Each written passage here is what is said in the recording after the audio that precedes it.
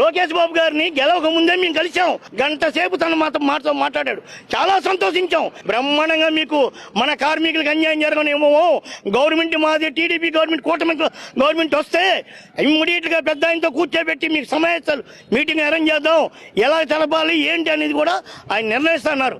కానీ ఆ నిర్ణయం నీటిలోనే కలిసిపోయింది. ఇంతవరకు అది జరగల. ఫ్రీ బస్సు చంద్రబాబు నాయుడు గారు ప్రకటించారు. అయ్యా మేము కాదనలేదు.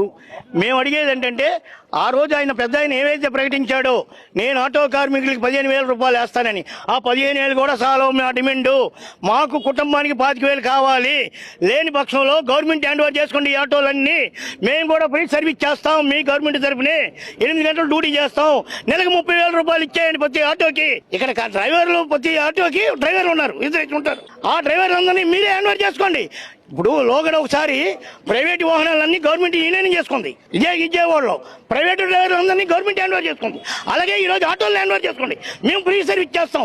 ఆటో ఏదైతే మాకు ఆయిల్ కావాలో ఆయిల్ ఒక్కటి మీరు కొట్టించి నెలకు 30,000 ఇస్తే ఫైనాన్స్ మేమే కట్టుకుంటాం, ఫిట్నెస్ మేమే చూపించుకుంటాం, బండి రిపేర్ మేమే చేపించుకుంటాం అని మా డిమాండ్. అయ్యా ఇప్పటికైనా కరువు జరగండి. మేము అడిగేది ఏంటంటే, కనీసం ఒక ఆటో కుటుంబానికి 25,000 ఇవ్వాలి.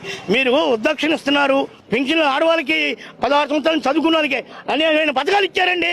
మీరు ఈ రోజు ఆటో వాళ్ళని కూడా మీరు ఆదుకోవాలి. ఆదుకోకపోతే ఏం చేస్తారు? ఉరి పోసుకుంటారు, సస్తారు. భార్య పిల్లలతో పురుగుల మంది తాకి చేస్తారు. ఈ రోజు తెలంగాణలో 125 మంది 120 మంది చనిపోయారు సార్. మీరు ఇంకైనా చెప్పాం కదా, మేము ఇప్పటి నుంచి కాదు కదా, 6 నెలల నుంచి. కనుక ఇప్పటికైనా సరే మాతో ఆటో చర్చలు జరపండి.